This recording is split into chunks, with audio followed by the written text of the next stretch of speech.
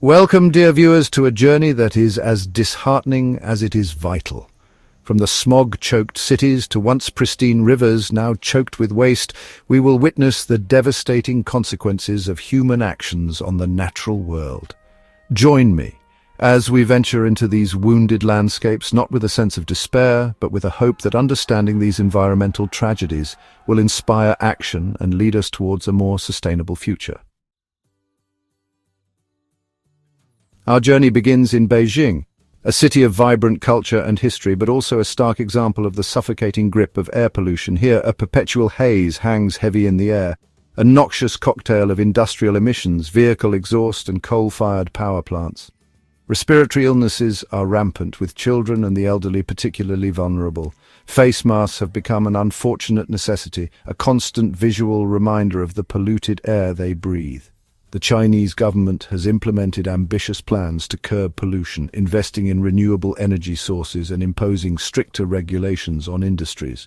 The road to recovery will be long and arduous, but the people of Beijing are demonstrating a resilience and determination to reclaim their right to clean air. We journey now to India, to the banks of the sacred Ganges River, a lifeline for millions and a stark illustration of the devastating impact of water pollution.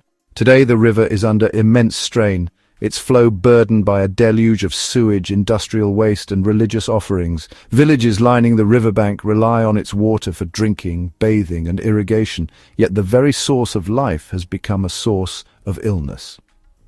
Waterborne diseases are rampant, particularly among the most vulnerable populations. The Ganges River dolphin, a critically endangered species, struggles to survive in the polluted waters, its population dwindling with each passing year.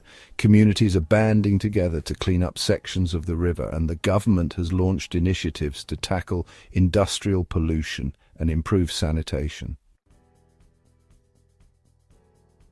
Our journey takes us to Chernobyl, Ukraine, a place etched in history by a catastrophic nuclear disaster. In 1986, an explosion at the Chernobyl nuclear power plant released a plume of radioactive material into the atmosphere, forever changing the landscape and lives of those in its wake. Today, the ghost city of Pripyat stands as a haunting reminder of the disaster, its buildings crumbling, its streets reclaimed by nature. Forests have reclaimed abandoned settlements, and wildlife, though exposed to radiation, thrives in the absence of human activity. The invisible threat of radiation lingers, contaminating the soil, water and air, and posing health risks for generations to come. Chernobyl stands as a cautionary tale, a stark reminder of the devastating consequences of technological failures and the importance of responsible nuclear stewardship.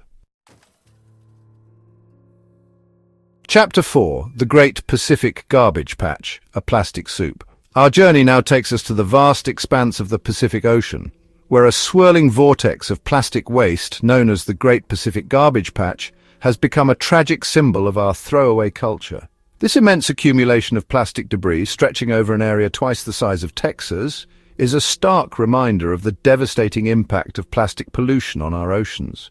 Sea turtles mistake plastic bags for jellyfish, ingesting them with fatal consequences. Seabirds, their stomachs filled with plastic debris, starve to death, their bodies washing ashore as grim testament to the pervasiveness of plastic pollution. Scientists and engineers are developing innovative technologies to clean up the garbage patches, and individuals around the world are reducing their plastic consumption, taking responsibility for their own impact on the planet.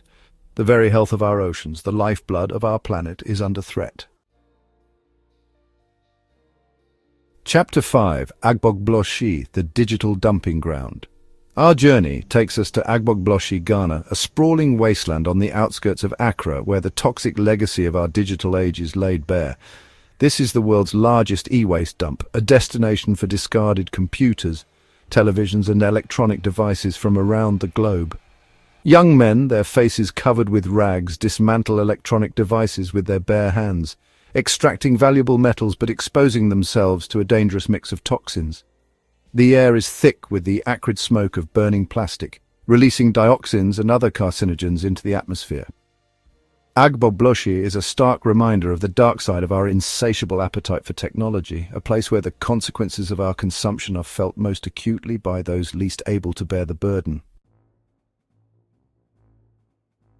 Chapter 6. New Delhi, a city under siege by noise. We journey now to New Delhi, the bustling capital of India, a city pulsating with life, energy, and, unfortunately, an overwhelming cacophony of sound. For the city's inhabitants, noise pollution is not merely an annoyance, it's a serious health hazard, contributing to stress, sleep deprivation, and even heart disease. The streets are a symphony of chaos, with cars, trucks, rickshaws, and pedestrians vying for space, their horns blaring in a discordant chorus. Even in the supposed tranquility of residential areas, respite from the noise is elusive. New Delhi's struggle with noise pollution is a stark reminder of the often overlooked impact of sound on human health and well-being, a call to action to create urban environments that are not only visually appealing but also orally bearable. Our journey takes us back to Japan, to the site of another nuclear disaster, Fukushima. In 2011, a powerful earthquake and tsunami crippled the Fukushima Daiichi nuclear power plant, triggering meltdowns and releasing radioactive material into the environment. While the immediate crisis has passed, the unseen threat of radiation lingers, casting a long shadow over the region. Workers, clad in protective gear, continue the painstaking task of decommissioning the damaged reactors, a process that will take decades to complete. Radioactive contamination has seeped into the soil, water, and air, affecting marine life and raising concerns about the safety of food and water supplies. Fukushima stands as a solemn reminder of the immense power of nature and the potential for human error to unleash devastating consequences. A call for vigilance and a commitment to safer, more sustainable energy solutions. We venture now to the dazzling metropolis of Las Vegas, a city that never sleeps, its skyline ablaze with a million twinkling lights.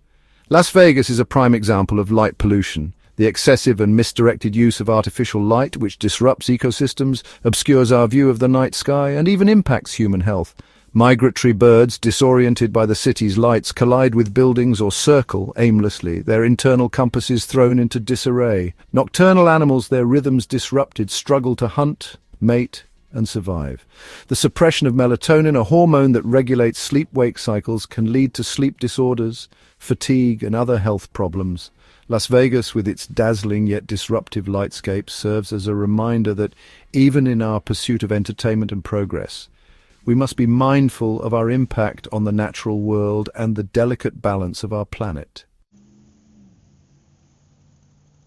Our journey takes us to Norilsk, Russia, a city located within the Arctic Circle, known for its vast nickel reserves and its unenviable title as one of the most polluted cities on Earth. Norilsk is home to one of the world's largest heavy metal smelting complexes, which releases massive amounts of sulfur dioxide, heavy metals, and other pollutants into the atmosphere, blanketing the city in a perpetual smog. The landscape surrounding Norilsk is a scarred and barren wasteland, stripped bare of vegetation by acid rain and heavy metal contamination. Rivers and lakes run red and orange, their waters tainted with industrial runoff. Respiratory illnesses are rampant, and life expectancy in Norilsk is significantly lower than the Russian average. Norilsk's story is a cautionary tale, a reminder that economic progress must not come at the expense of environmental sustainability and human health.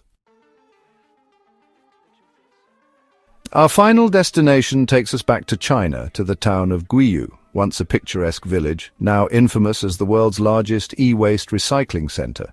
Every year, millions of tons of e-waste from around the world end up in Guiyu, where it is dismantled and recycled, often in hazardous and unregulated conditions.